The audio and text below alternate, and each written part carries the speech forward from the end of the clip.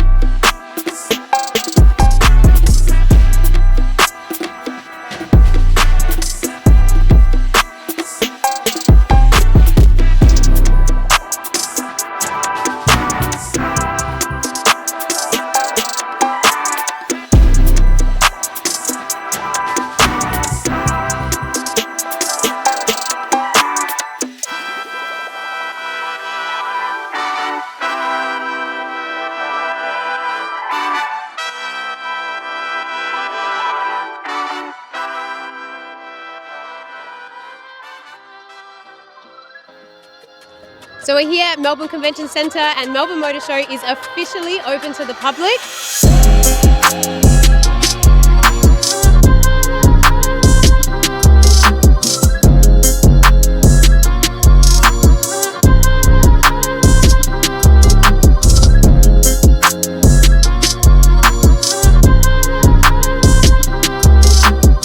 We are here at the Hot Wheels stand with the original designer for Hot Wheels. For those of you who don't know this man, this is Phil Reelman. Now, I'm a little bit excited. For all the kids and big kids that have questions for you, something simple, what makes Hot Wheels cool? Hot Wheels is a little over the top.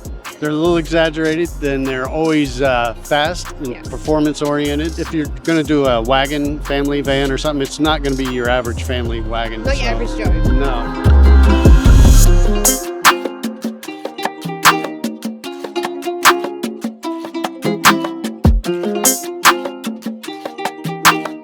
Something I've learned about myself is I really enjoy doing this. I may start with thought of a car similar to these kind of cars. I play little mind games with myself, like maybe this is the next 5 years from now or something like that. We get inspired by what's happening in the world and the trends in real cars as well. How much does kids' imaginations come into it? We're big kids, so it's all there. It's just all there.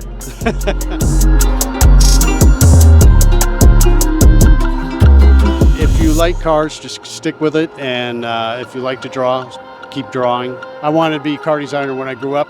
I never thought I'd be in California or working for Hot Wheels, but I'm really glad I did. I think the whole world is really glad you did. I appreciate you. Thank you for your time, and for all those kids who want to say thank you for keeping all of our dreams and creations alive. All right, thank you.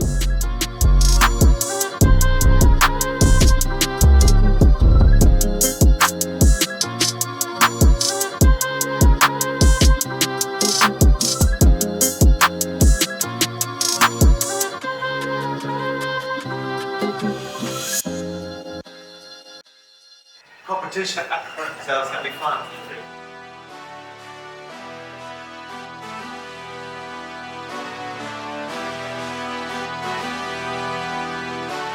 Featherweight champion of the world 3 times, Alex Volkanovski.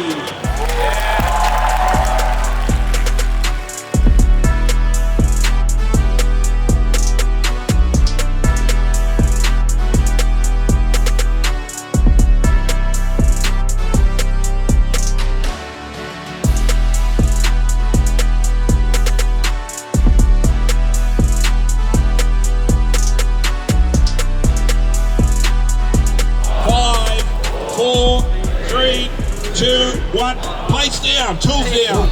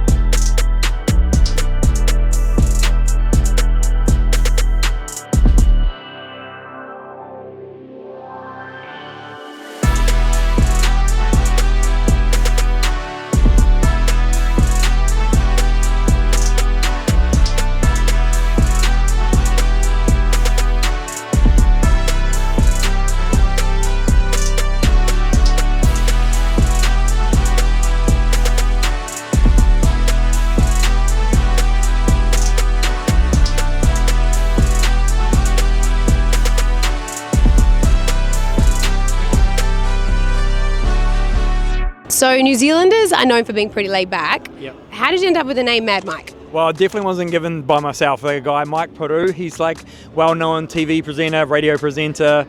He was announcing, so this is 1999. I was a little grom, freestyle motocross, and Big Day Out was like the pinnacle like music festival. And we got invited there to do the first ever freestyle motocross show. Yeah, he was the commentator, and we had a few guys from Aussie had come over and rode because there was only like 2 or 3 Kiwis that would actually hit the ramp. Yeah, he kept calling me Mad Mike, and I remember going up to Mike Peru and I told him, I was like, bro, can you stop calling me Mad Mike? It's all right, I gave you the name, you didn't give yourself the name. And then, there was a dude at he came up to me and wanted us to ride at his 30th birthday the following weekend. And I was like, bro, it's not my ramp, you have to speak to Jason anyway. Like, Jason came and saw me at the end of the day and he's like, you want to ride at a 30th birthday next weekend? It's $500. And I'm like, I don't know where I'll find the money, but count me in. And he's like, no, he'll pay us $500. I'm like, wait, someone's going to pay us to come and do this? Because this is like, I'd just do it. Didn't have a lot of money and like just chasing the dream of being freestyle motocross. So I just like lived up to this like Mad Mike and Vodafone X Air and all these like the New Zealand version of X Games. I guess it just stuck and now it's like a brand. And this car actually behind us, Mad Bull, I say is the mad part of Mike. And like this really cemented Mad Mike into the like drifting community. People knew Mad Mike was in New Zealand. If there was one car I could keep, it was like this one.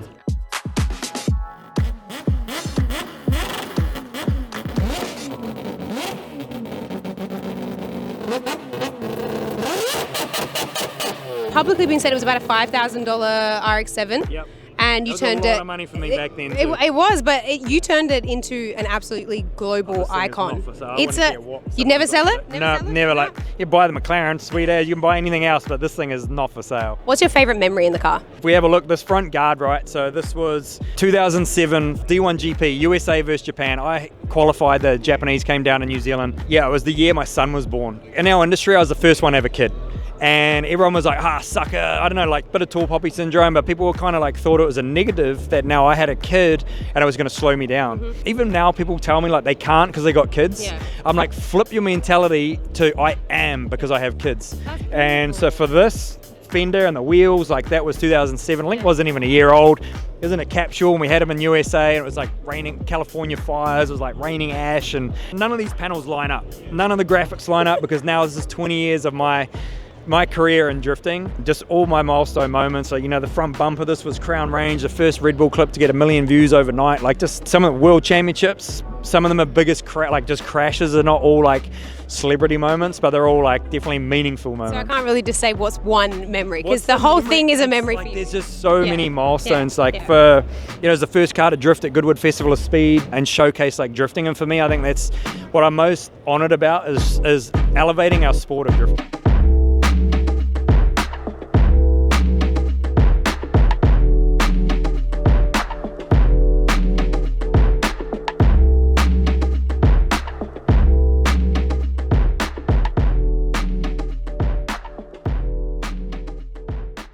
Do you think your mum knew that this was the trajectory of where you were headed in life? I have no idea, but my mum, like, all I want to do is make mum super proud. Growing up with no father, I had the vision, and I feel like even though we had no money, the vision was so freaking clear that I was going to do it. I had radio control cars, and now we're building multi-million-dollar McLarens, and like I say, man, if I can do it, like, so can you. I mean, you're the type of person that kids can look at and go, I can still be a kid at heart, regardless of how old I am, and it's one of those things where I think it just shows them that you don't have to lose out on your hobbies. You don't have to stop your hobbies just because you become an adult. Like coming from New Zealand, they said if you want to be successful in sports, you got to be an All Black. And like I was this big in college, I still can't even kick a ball straight. I never aspired to be an All Black. Yeah. I just wanted to be a little dirt bike demon and entertain. This is an incredible exhibition that we're at. Other than obviously coming to see this stand, what's something they need to come and see tomorrow? Jay Duca, like honestly, just an inspiration of just doing stuff that's different. Like honestly, the cars from the flashes paint jobs to just stuff that's done in the shed. Some people look at this car and it's like, oh my gosh, this thing's so messy, it's dirty. It's like, and a lot of people can relate to that. And then, this is cool. I think car culture, even to like the amount of Hot Wheels I've been signing, it doesn't matter what budget you're on. Like I've got kids, I got adults that modify Hot Wheels, Yeah. because that's what their budget can allow. And you'll watch them, they'll drill out the rivets and they'll wheel swap them and custom paint them, and I think that's what's so cool about automotive car culture. Look, I don't know why they say New Zealanders are chill, because at this point you've got Mad Mike, you've got the Hucker, and you've got bungee jumping. That's one hell of a country. You have inspired so many people when it comes to just living life to the edge.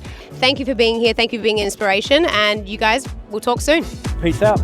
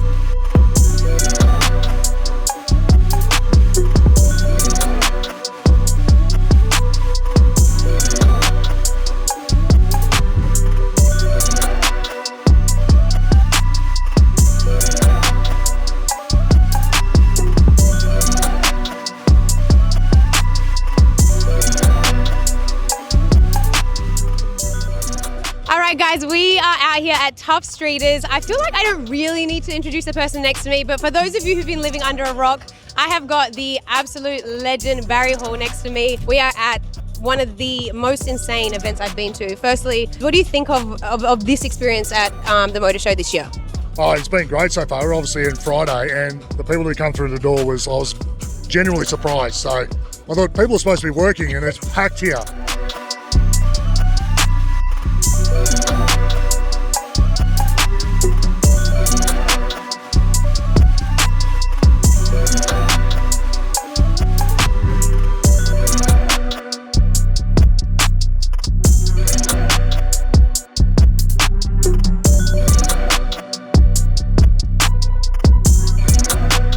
I do get the adrenaline rush when I race the cars, so I do a bit of drag racing, but I've always been a guy that's a car guy that's played footy, not the other way around. Okay. I've always been into cars, even before footy, so I was, this high I had 69 Camaros on my wall. I forever have been into cars. It's my number one passion.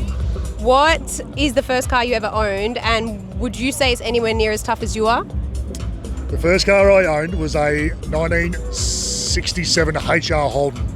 Wow, that's as Aussie as it gets. It was as tough as me. It was a beautiful car, and probably still going now. 100% I'd buy it back. So if there's anyone out there who's got my old car, it was blue with a white roof, I'd love to buy it back. It's got it holds a special spot in my heart. Be honest, raw V8 or modern supercar? Raw V8 for me. Yeah, I like this. I like the steel bumper. I love the exotic stuff. It's really cool and it has its place, but I also like the steel bumper. I love the Holdens and the Chevs and all those sorts of things. So yeah.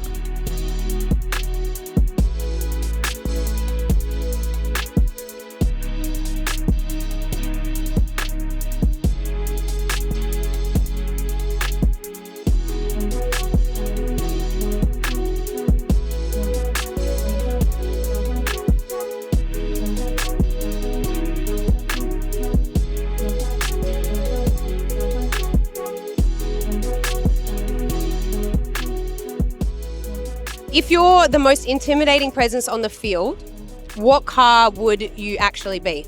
That's a good question. I'd be a GT40. I think they're pretty mean-looking cars. They're nice and fat and wide and aggressive. No, I don't. I don't fit in them. Believe me, I've tried. I don't fit in them. I can't shut the door. We've got to customise one. Who was that person when you were younger that kind of helped that passion when it came to cars and taught you how to build? Oh, my dad was a mechanic, so I sort of grew up around. He had a HC Monaro, so was my number one car as a kid. I loved it. And I used to go at the shed and just watch him tinker with cars. So that's where the passion come from. I started racing and drag racing, and I just love that buzz, the adrenaline in the car. What is it about Tough Streeters? What makes it special? What's its ethos, and why are you so connected to it? Tough Street is great because it's the sort of car that I like. It's the pro street style. I know the ethos around giveaway companies and all those sorts of things. These guys, their ethics are in place. They give away cracker cars and cars I'm into. So I've got the dream job. I get to drive the cars, give the cars away to very, very lucky people.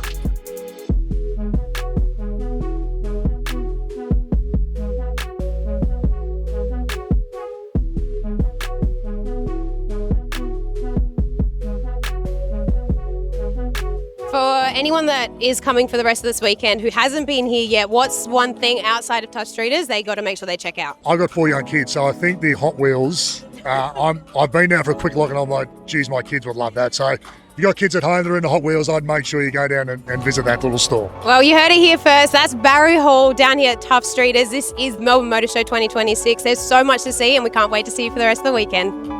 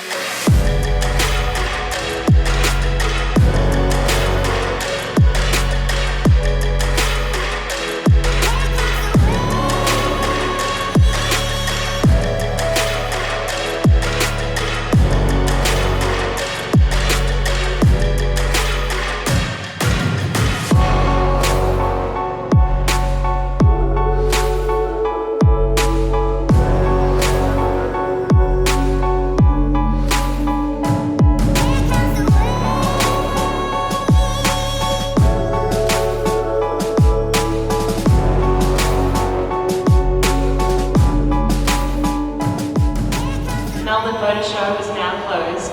Please make your way to the exit. It's official. The Melbourne Motor Show is over for 2026. A massive thank you to everybody who's come down and checked out the exhibition this year. An even bigger thank you to the exhibitors who made this one to remember.